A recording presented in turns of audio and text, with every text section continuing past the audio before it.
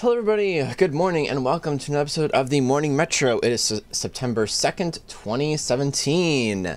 And of course, I'm your host, Gert21. And actually, so a little thing here, Gertron is with us, but he's actually with us via phone today, not video, unfortunately. But hello, Gertron, how are you? How's your little vacation going?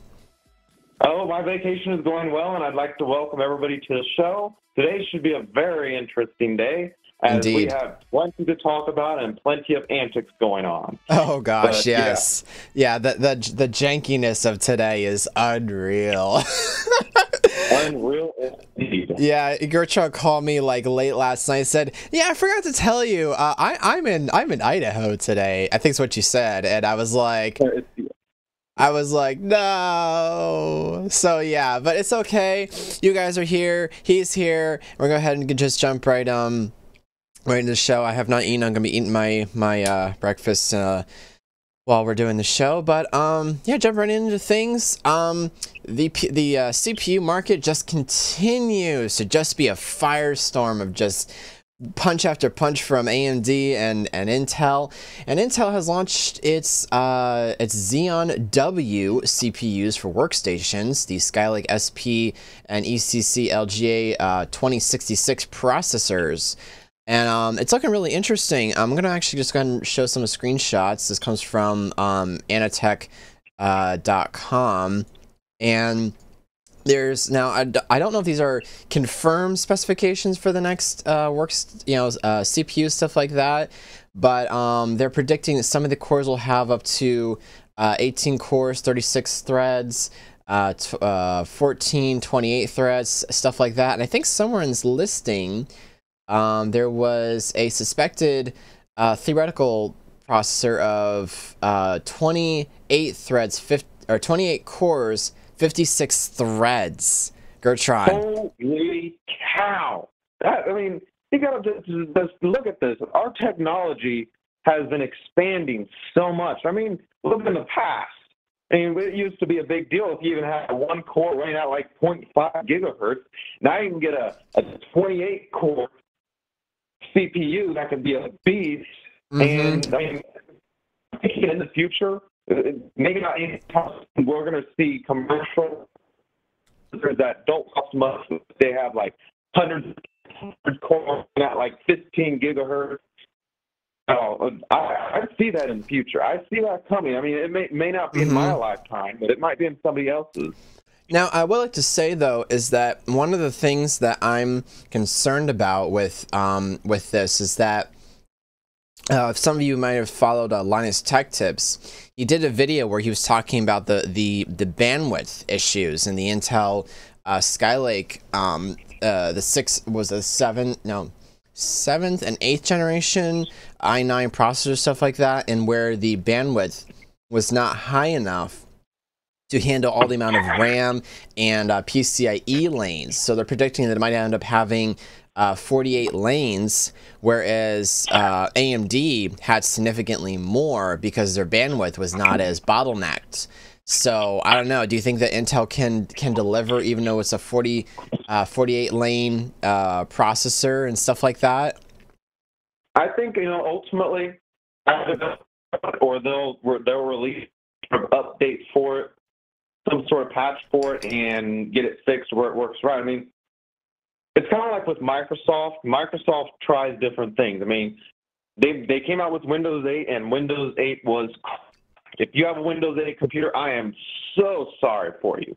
Mm-hmm. But if Intel comes out with a chip that has issues with it, then they can come out with updates to fix that chip. With Windows 8, how they fixed that one is they came out with Windows 8.1, which brought back some of the things that we were missing and wanting in the first place. Indeed.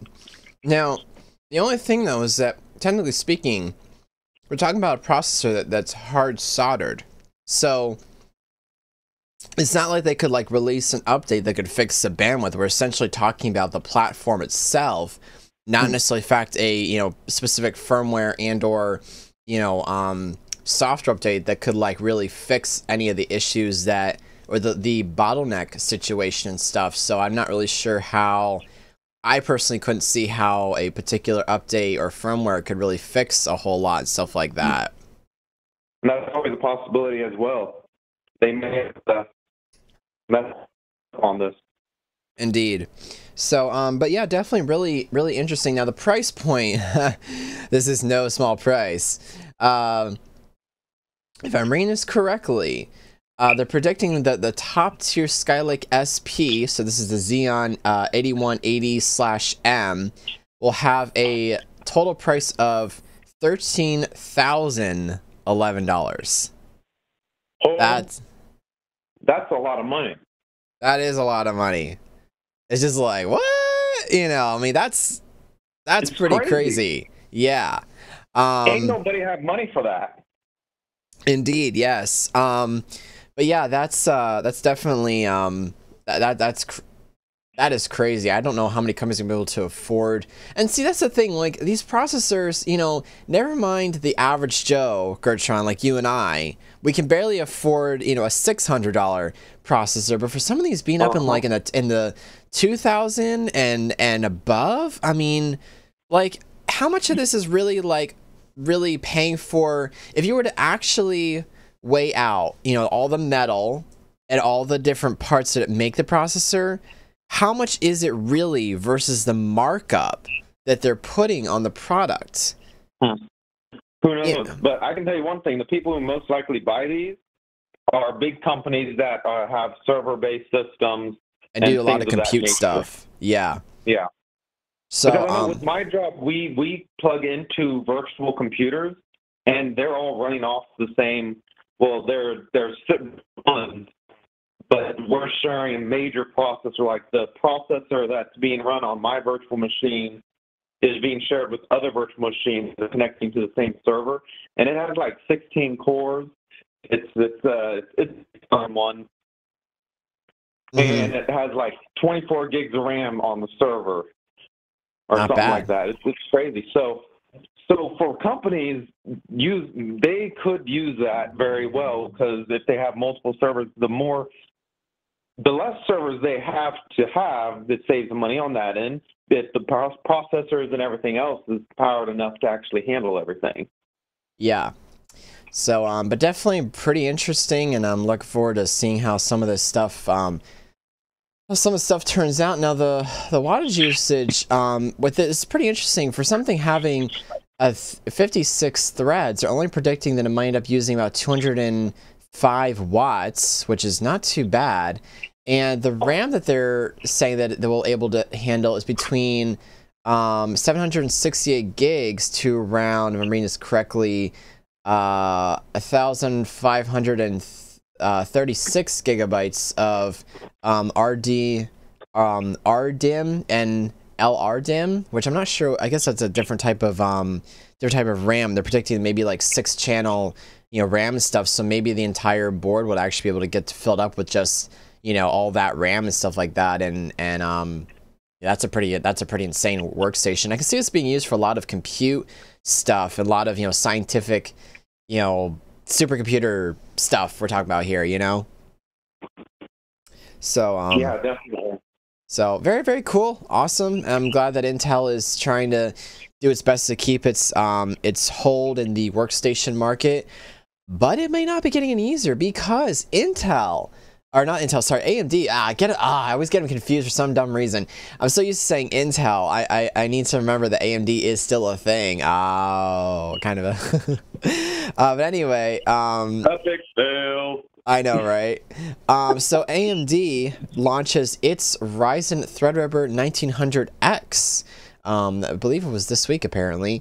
Let me see if I wrote any notes. I did. Well, actually, I took a part of a quote here from, where is it? From Kit Guru. Report is saying, the Ryzen Threadripper 1900X should be available worldwide from this point. The CPU comes in at $449 price point, making it just $50 more expensive than the Ryzen 7 1800X.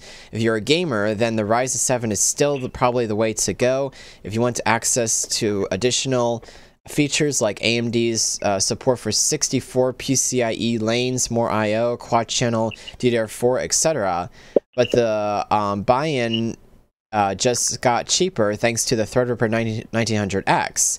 AMD's official slide shows the R7 1800X winning out in gaming, but when it comes to productivity tasks, Threadripper takes the crown. So this should be very interesting to know how this will actually turn out. Now let me looking at some of the core counts here. So you have the Ryzen Threadripper 1900X that is 8 cores, 16 threads, which is, I guess, AMD's form of hyper-threading now. And with the highest tier being up to 16 cores, 32 threads. So nowhere near... now, granted, this isn't geared toward workstation market. This is only geared for, the average consumer and stuff. But still, that is still pretty impressive, honestly, to know that, we've got all these... cores and got the PCI, they got the PCIe support and the RAM support, stuff like that.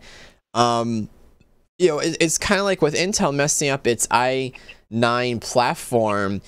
Do you think that there's any way that Intel could come back with Ryzen being such the front, I guess the front running CPU right now? What do you think of this, Gertron? Well, I'm thinking Intel has been in the lead for so long, and with Epic fail. Yep. And AMD is now trying to outbeat Intel, which is great. To strategy. Yeah. But I honestly, I think Intel can try to outmatch AMD again, because Intel has been in the lead. You've been in the lead long and you get showed up by your competitor.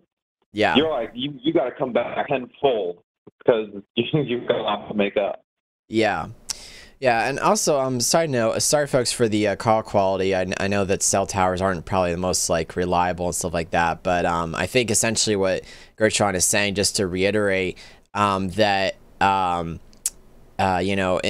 has been in the lead, and now AMD just comes out of left field with a huge smack. So it should be pretty interesting to see how the market sort of heats up and everything with with stuff like that. But yeah, it's kind of funny, I've been an Intel person myself for the last, almost for as long as I've been doing video, which is probably about 9 to 10 years worth. And I've never used anything. Now I did start on AMD Athlon with a dual core, and that served me pretty well. And it was one of those really early Radeon graphics cards. It was, obviously it was an independent graphics card in the laptop and everything. I feel like I actually got sold the wrong laptop, because from that time forward, my computer was always struggling to render all those videos that I needed done, and actually sometimes it made it hard to meet deadlines. But I'm still on Intel right now, but I'm sort of interested to see whether or not AMD might sway me to, buy into their processor, because, I like Intel. I really do. I genuinely like Intel, and their technologies are indeed good. But they hit panic mode, and I don't feel like they really thought a lot of things through, that now it's more just a showdown type of thing, where it's and in this corner we have blah blah blah blah, and it's let's get ready to rumble, and they're if you can imagine them in a in a boxing ring or whatever, who could throw the hardest punch to their opponent and take them down. Nobody saw this coming out of AMD, especially Intel. So it's just very interesting technology wise, just to see how it's been developing. Yeah, I completely agree with you on that. I've been an Intel fan basically my whole life, because I contribute reliability with Intel. I've heard of so many people, yes, when they have an AMD, being able to play games via AMD processors. Sometimes it's a hassle, because most games are designed specifically for Intel processing chips. They still work for AMDs, but they're designed primarily for the Intel chips. Right. Yes, that's actually a very good point because a lot of companies have had time to develop their platform on Intel. That's I didn't actually think about that. That's a good point. So do you Yeah. think?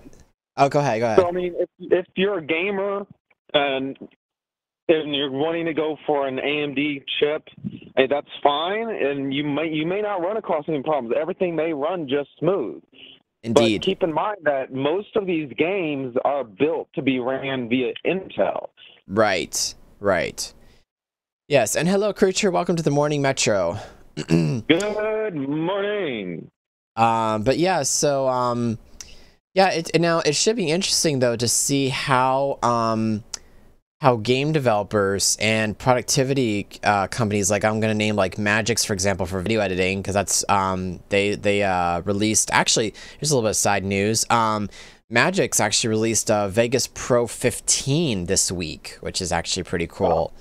So Cool. I'm really excited. Yeah, I'm excited about that. They fix a lot of stuff and everything, but that'll be, you know, and see, that's example right there. New software. It'd be very interesting to see how they develop their software for the respected processors, you know. So Yeah, think about it. All these years since Intel's been in the lead, companies in general, and I'm reiterating the same point here, have been creating their processors or their programs to be ran on Intel. Again, they do allow it to be run on AMD, but primarily on Intel is where you're going to see it getting the most benefit. So right. now, since AMD's taking the lead, there probably will be some companies, you know, I mean, this is the first time they've taken lead, so they may not completely switch over, but they may start to see the benefit of making sure their programs are a little more compatible with AMD's. I mean, it may be as simple as, you know, with Windows, you have your 32-bit and your 64-bit operating systems. It may turn into, there are two versions of the program release. One's primarily made to be compatible for Intel, and one's mainly compatible for AMD. Or it may be as simple as they release one that's compatible for both, but when you start the program, it asks what processor do you have, and if you say you have AMD, then it loads the files that would make it compatible with AMD. If you say it's Intel, the same thing, it'll load the files that would make it better compatible with an Intel processor. Right, and I mean, generally speaking, most programs don't like, they don't necessarily really care. I don't think like what you load it on, but maybe in the background loading. When I was in Central Christian College of the Bible, I had a roommate who was trying to get a game to run on AMD, but it would not run. And then you'd gotten onto the forum, and I was like, yeah, they made this game to be working for Intel. If you have an AMD chip, you have to download all these extra drivers, extra paths, extra mods, so it would work. So there are issues. There are times out there where a program is designed for an Intel chip. Good point. And Good AMD, point. you have to jump through all the hoops to get the AMD to work. Indeed, that is actually, I didn't think about that, and that's actually a good point. Yeah, so it'd be interesting then to see like how companies, you know, start utilizing the platform, which I think is the 299X or X. Oh my gosh. Okay, number sequencing on platforms is ridiculous. So sorry, it's the X99, and then we have the X399, I think is the next one. It sounds like price numbers, like, and the X399 for this much dollars. I mean, oh my gosh, it makes your head spin. But yeah, so very, very cool, very, very interesting. I'm really really interested to see how this comes over the next couple of months. I know that for right now, I really won't be building a new system for a while. I plan to run my computer into the ground, and then I'll just build a brand new computer, because I really can't afford it, even if I wanted to. Because I think some time ago, I tried to price out building a new server with the Ryzen CPU in mind, and I could not keep it under 1,000. So boy, it's still really expensive. So if you're gonna go into building whether your own personal server or your own gaming rig, expect to pay still over 1,000, even if you really try to keep it below that. So unless the prices have changed, because at the time the AMD Threadripper, Ryzen just released rather.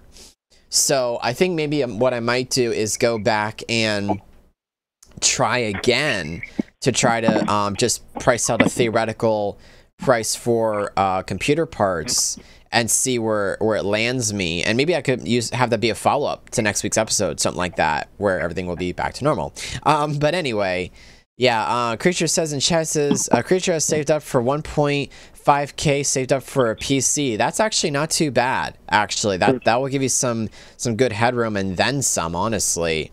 So yeah, Gertron, are you planning to upgrade anytime soon, or are you gonna hold off on that? I'm going to hold off, partially because, yes, AMD's outmatched Intel, and I would like to give the AMD a try, but I've got to see what happens in the future here. My computer's just fine for the moment.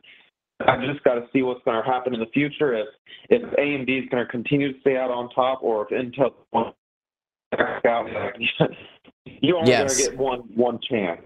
Yes, definitely. Yeah, because once you make that purchase and you put it together, I mean, it's gonna be like, oh well, rip. I did really screwed up with that Threadripper. It ripped a hole in my pocket. You're gonna rip your pocket because you're like, I'm done. I don't want to mess with AMD. Indeed, yes. So, but yeah, very, very cool. I'll be interested again to see how this goes. So moving on down the article train. This might be a bit of a short show, actually, just because I didn't enter enough articles and Gertron couldn't write anything before he left for vacation.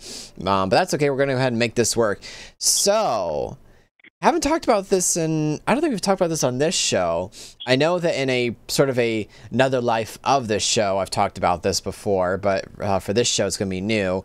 Talking about VR and AR technology. Seems that Dell, and not just Dell, but also Lenovo, ironically enough, have come up with their own AR headset. Do we need more? Like, do we really need any more? Answer that? No. So this comes from TheVerge.com. I'm gonna go ahead and drop the links in the chat for those that are here watching, actually. And this one also comes from the WindowsCentral.com for Lenovo. So I'm gonna head. Let's see. Did I write anything? I did not. I told myself to. Well, actually, it was more of a discussion, but I'm gonna go ahead and maybe just read some of it here. The Dell Visor, Dell's first headset for Microsoft Windows mixed reality platform, will be available this October for $349.99, or in a bundle with 2 controllers for $449.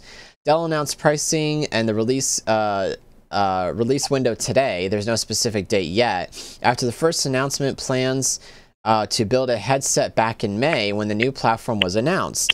Though Microsoft is calling it mixed reality, and there are cameras on the front of the headset that theoretically allow for something like experience halfway between AR and VR, early demos of the platform have been shown, virtual reality experience so far, and apparently that's all they're going to get from this first wave of headset.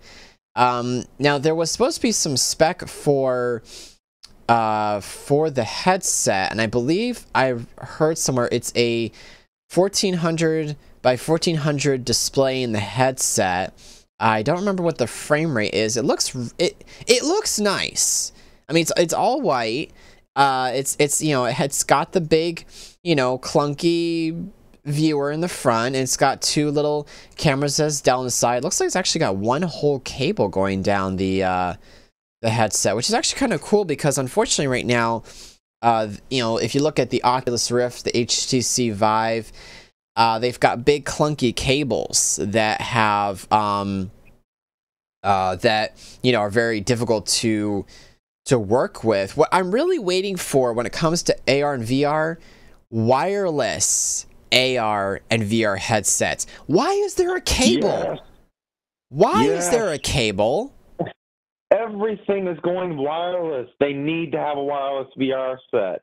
I mean, I can sort of understand the cable to a degree, you know, for protection purposes, so you don't end up walking around your house and running into things. But if they do wireless and they have like motion detector sensors that let you know when you're getting too close to something, I mean, there are vehicles that do that already. So the technology is there, and wireless VR, that would be amazing. I heard about this one place where they have the entire place set up as a game, and you put on your VR headset and you literally walk through the game, and there are objects there. If there's like fire in the game, there's something that's hot right there representing the fire. It's not going to actually really burn you, but it's going to let you know, hey, watch out. But they turn it into such reality for VR headsets and virtual reality in general. They need to get it wireless. And see, here's the thing, like, you know, along with the I'm gonna call this, you know, the oopsie detector. Yeah, we've got Bluetooth. I think it's Bluetooth 3. No, that's DisplayPort 3.1. We've got Bluetooth LE. We've got 5 gigahertz Wi-Fi transmission. We've got a number of other communication types. Why are we still strapping people like they're dogs to a leash? I don't get it. Like, why is this not a thing right now?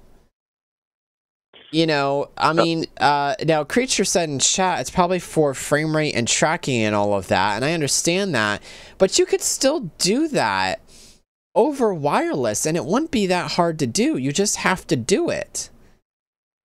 Unless our technologies, unless the transmission technology is really is much more limited than we suspected.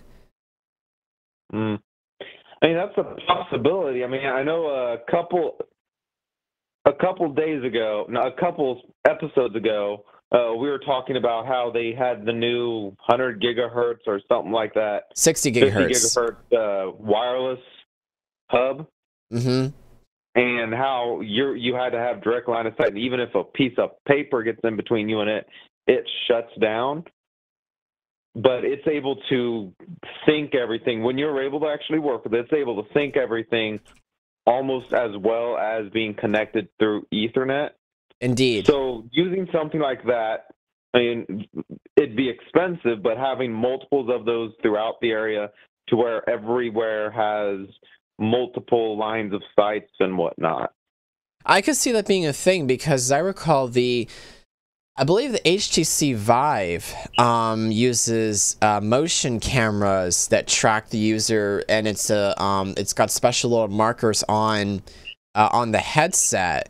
So I don't see that being I don't see that really being much of a problem that they couldn't do something very similar to that. So where they could have maybe some kind of, you know, sensor array that you wire and configure, and, you know, and you would have, you know, a designated area in your house, basement, whatever, and you would set this up, and it could be, you know, completely wireless, you know, thing, and they could, I mean, they could just beam it to, you know, even like it was just infrared, like lasers for that matter. I mean, think about fiber optic cable. Think about the technology with Wi-Fi transmission through light bulbs. You could do the same thing through a headset if someone would just develop it, you know? And, you know, we never know. They may be developing it, but they're just keeping it a secret. Perhaps indeed. And sort of touching a little bit back on Lenovo here. So I read a little bit from Adele. I'm reading a little bit from Lenovo here. Let's see, where was the import? Okay. Lenovo is torching the broad capabilities of Explorer thanks to Windows Mixed Reality, including watching shows and virtual reality from office environment. Personally, I watch shows in my living room, but I'm weird like that. And that was a commentary on the article. VR games, 360 video, and even ability to get things done with Microsoft Office Suite. So they're building the headsets with business sort of in mind, and I can see where 3D designers, animators, you know, imagine an animator making their film using VR, and they can see how the character looks like even before they drop the image right into the software. So that would be really quite cool. Creature goes, ooh, business. Is this working? But let's see. Oh boy. You can tell I've seen the Lego Movie way too much. But there, let's see, right down here at the bottom here, let's talk about the price points. So, Lenovo Explorer, which is what they're calling it, will be available globally starting October, same time as Dell, and priced around $349. If you want a bundle with a pair of Microsoft motion controllers, that'll run $300, and that'll also apparently run for about the same price. So that's not too bad, actually. Whereas Dell is charging significantly more at 2 different price points. I would almost actually be inclined to go with Lenovo, as funny as it sounds, because I do like Dell quite a lot, actually. But yeah, this should be very interesting. I like to, I guess when it launches in October, I'd like to try to maybe find some review videos. Maybe we can feature a couple on the show at next month and talk about it. So yeah, that would definitely be interesting to come back to and revisit. So you still there, Gertron? Yeah. I'm sorry. Yeah. Today's been a very interesting morning, guys. So we're doing our best. All right, cool. So let me see here. So our last article, and unfortunately, again, I kind of ran out of articles this week, unless Gertron pulled something out of the newspaper while he was there. So, for those of you that sell things on Amazon, there is now going to be a tax amnesty program that, well, they say could save your business thousands. But I'm going to go ahead and read the article here, since again, I just literally pulled this out of the email. If you're an Amazon merchant, you could be facing unexpected large bills unless you take action fast. For years, states have been complaining that online merchants were not disclosing and paying sales tax owed for products shipping from within their borders. They want their money. The problem has likely been basically going on for several years over the past few years by Amazon's popular Fulfillment by Amazon, I guess they call it their FBA service. How is it so popular? According to the company, more than 2 billion items were shipped through the FBA service in 2016, which is more than double the previous year. Active sellers grew more than 70% during the time period, and holiday shipments grew 50%. FBA is a hit. It makes it possible to operate a store online and never have inventory in your possession, but it's also creating liability. If you're an FBA merchant, you're outsourcing the fulfillment of your products to Amazon in exchange for a fee. Amazon takes your product and stores them wherever the company decides based on a customer's shipping data and other demographics. For all you know, your products are spread among various states throughout the country to expedite delivery. You don't care about because Amazon handles it all, and you just make sure there is a product available to collect your receipts. But the states care. When is the product shipped from Amazon warehouse? Are you making sure they pay taxes owed? So basically, wow, this is actually a longer article than I expected. So basically, once again, it goes back to the fact that greed and money, and by the way, this comes from foxbusiness.com. I forgot to cite my source here. But sales tax? Really? Don't we pay enough taxes as it is? Gertron, thoughts? Well, actually, I know that you're upset with sales tax, but there's a good reason behind it. Most of your order businesses are going out of business because of Amazon, and True. If Amazon isn't paying sales tax to these cities or states, then the states are losing out on a lot of money that they should be getting, which makes it worse. So that's why they're saying Amazon's going to start getting taxes. I am all for that. because that's going to help out the states and make up for the loss of all the brick and mortar stores because everybody is going to be shopping online. Oh, I didn't think about. Well, okay. It's like it's a good thing and it's a bad thing. It's good because yes, it does, states need money to keep operating. That does make sense.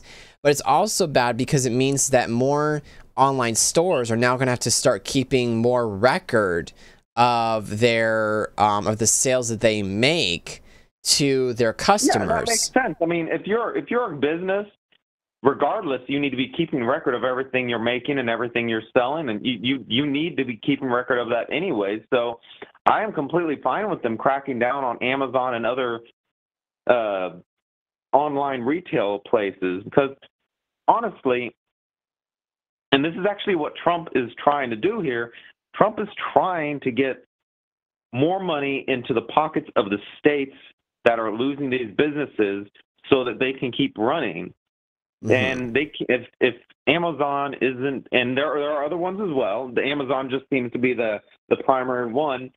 If Amazon is having all the business and taking all the business away from the states, then the states are going to have a hard time being able to cope with that. Right. I mean, in St. Joe, we have a mall that is basically dead because you can buy all the stuff in the mall online for a lot cheaper. Oh, all right. Interesting. But then none of that sales tax goes to the state that needs it. Good point. Good point. Yeah, I mean, it's now the question. Now that also means too that if they're having to now pay sales tax, correct me if I'm wrong, but that may also mean that they have to raise the online price because now they're having to deal with a sales tax, whereas I guess apparently they didn't have to before? Question mark? Well, I don't see them really raising their prices because of the sales tax. Indeed. Because they're still going to be making their amount. They just have to pay that. I mean, if they do, they do. But in all honesty, it's not going to raise it by that much. Hopefully. Yeah, hopefully it Because won't. Look at it like this. When you go to a store and let's say you buy a $5 item, and I don't know how the sales tax completely works out, but let's say there's a $2 sales tax that goes along with it. Okay, fine. They're now charging $7 because of said sales tax. Right. They're still going to get the $5. It's the $2, the sales tax that's going to the going elsewhere. So they're still going to get their price. And most people, when they look at sales tax, they don't really fuss about the sales tax. Right. In most cases, because they're already used to paying sales tax. Like when I go to the store and I buy something like $20, I don't say, "Oh, I expect to pay only $20." I'm like, it's probably going to be between $25 and $30 because of sales tax. Right. Interesting. So, yeah, this should be interesting to see how this changes, how people shop online, maybe, and I don't, and see, I love Amazon, and ironically, yes, I shop on Amazon quite a lot, honestly, because it's getting the point too, where, like, I can see why people are shopping more online because the products that we're used to getting in the stores are not available in stores anymore. And you're having to go online. And even in some cases, even certain things that I want, I can't find on Amazon, or it's similar and it's the wrong product. And I'm like, I still like my brick and mortar jobs and my brick and mortar stores. I don't want that to go away. I understand, Amazon is popular and stuff like that, but I don't know. We kind of need to be careful how much we throw online versus what's in reality here. When you're looking at it, if everything went to Amazon or was being sold online, I mean, there are times you need something like right now. I mean, there is no, I can wait 3 days. I need it right now. Yes, indeed. And that's where the brick and mortar stores come into play. And if Amazon is going to be basically ruining these stores, shutting the stores down because, hey, you can get on Amazon, you can get like that, then what happens when the time comes that somebody does need to get something right now, but they can only go online? I mean, even if they said next day delivery, they still have to wait, especially if it's something they're needing right that moment. Yeah, definitely.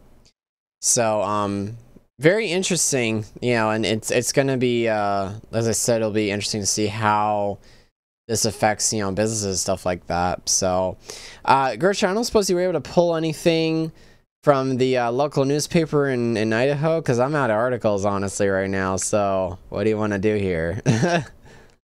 Well, I hadn't actually looked, but give me a moment. Most of this is actually just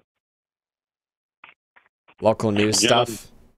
It's not really anything really important. It looks like it's just a lot of ads.